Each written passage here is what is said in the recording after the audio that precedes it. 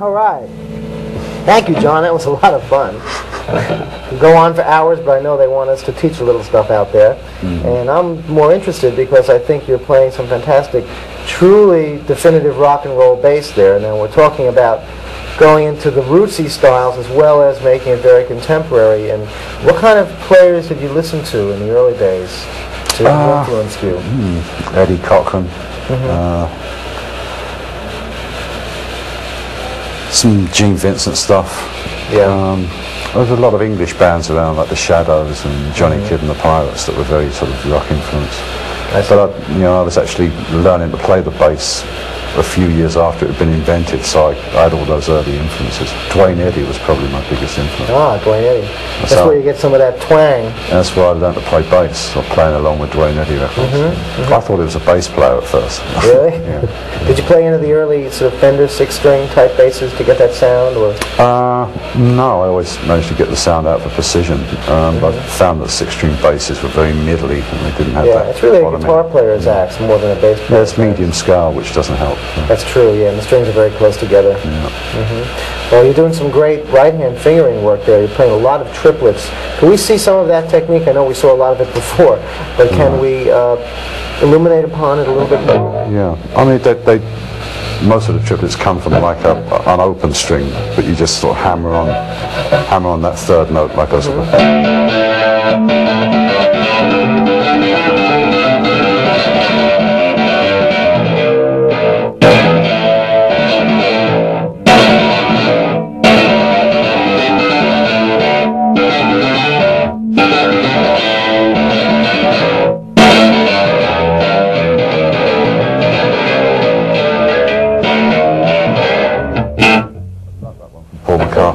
devastating.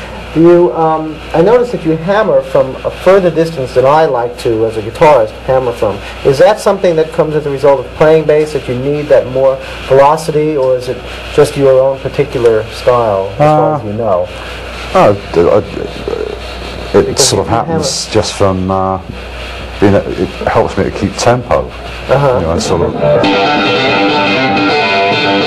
I see. And also, it does help the note to come out louder.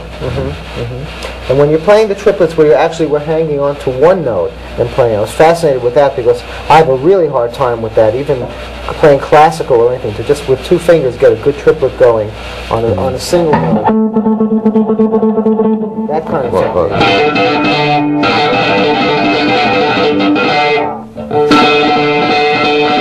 It's all that typing sort of.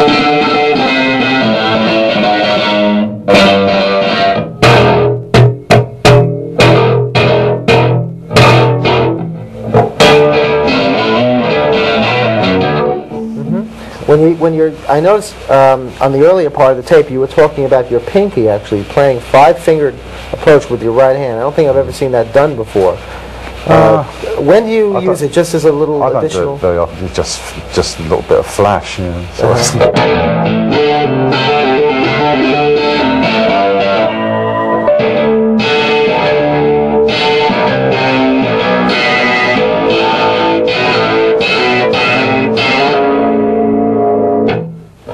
so I see you're actually doing some pulling up with the pinky. Yeah, it hurts as well. Some more alternative to slap and pop. You know, if you haven't been playing a lot, then it's probably the most tender part of the get a blister from it. I don't often get blisters off of wire wound strings.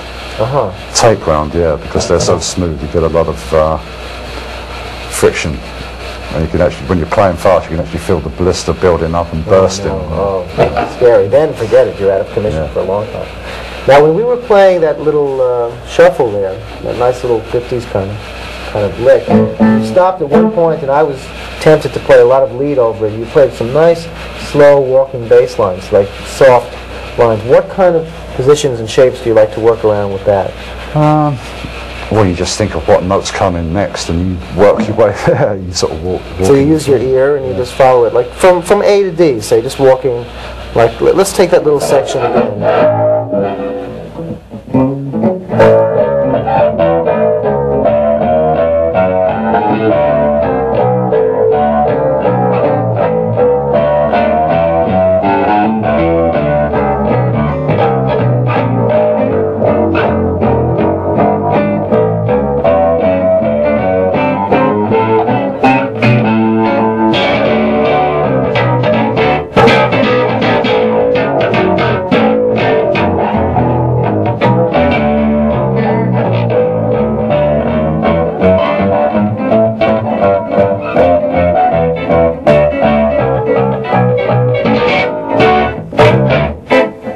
It can work. You can fall asleep when you're doing that sort of stuff. That's what you call your rest pattern, right? Yeah, just take a little rest. Well, I like that kind of walking because it's nice to hear, and it's good for bass players and all kinds of players out there to know that they should be able to use dynamics in playing, that you're not always bashing and always playing loud, because then the loud music just seems to make no sense. The nice thing about doing that is also the fact that you can lull the lead guitarist into thinking that he's getting away with playing solo, and then you can blast out and surprise everybody. I had a little bit of a trick player on me. Yes, I was lulled, I must admit. Yeah. Well, that's good because lead guitarists are very used to having somebody support them and being the front man and all that. And I think it's good that you step out with the bass. It sounds just as fun that way. I think I'd get really bored if I just had to back up things. It comes from playing the trumpet and French horn, which were both solo instruments. And when I decided to change over to playing bass, I suddenly realised, wow, this is real boring. No more solos. And I set about trying to change it. Of course, you knew that you could play more than one note at a time. Finally, which must have been a real revelation. I started off as everybody did then, just playing with my thumb. was pretty restrictive, you know, just playing with thumb. So you started with your thumb before a pick, before using a plectrum. Yeah. And then kind of sort of got onto trying out all, you know, these two fingers, and just went on from there. I see. And I just sort of sit at the bass and doodle and try and think up different ways of, you know, different hand positions. I change my hand positions so many times while I'm playing. Yes, I noticed that. You would go up very high here sometimes and go down to sort of a more crab claw type position, what you call crab claws. Yeah. But the most important part of the bass, I think, I mean, a lot of bass players play back here. Yes. Which is a horrible thuddy sort of thing, yeah. As long as the pickup is a good distance away from the fingerboard, that's the whole playing area.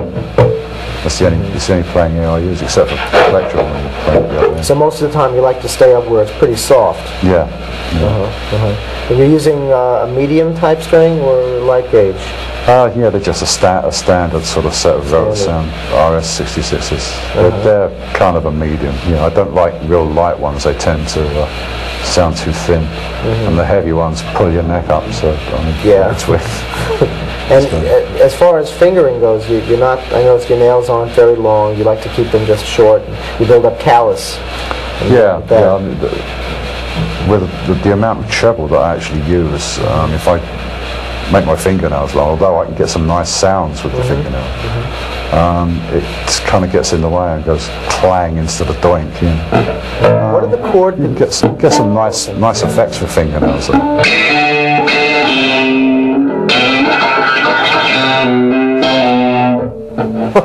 Which you can actually sort of build in with tapping.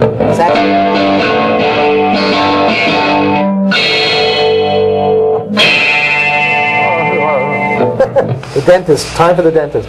Sounds exactly like fingernails playing. It does, It sounds like fingernails.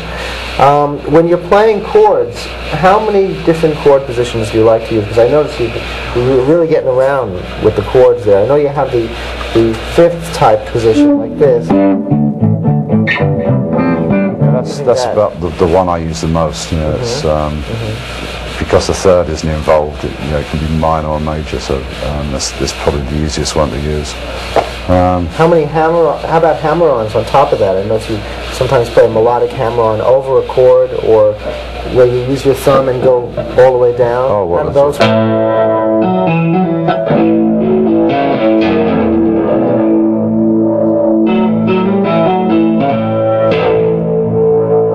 So that's in A. Or you can just re-trigger the same chord.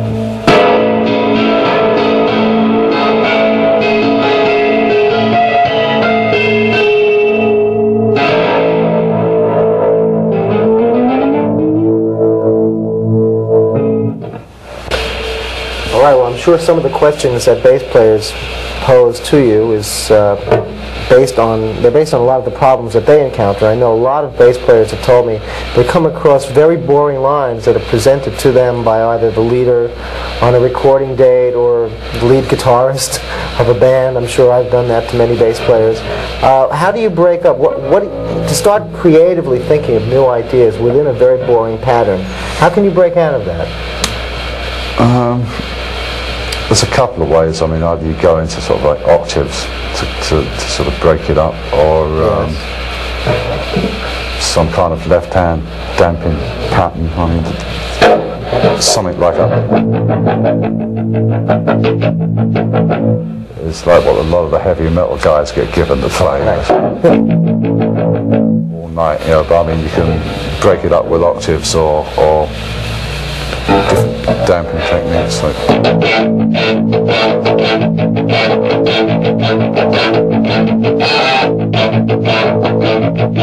So you're still supplying that low, but you're actually doing something to break the monotony. A lot of times you're probably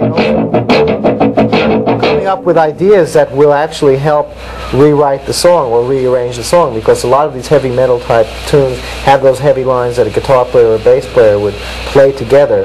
So that's probably how a lot of that is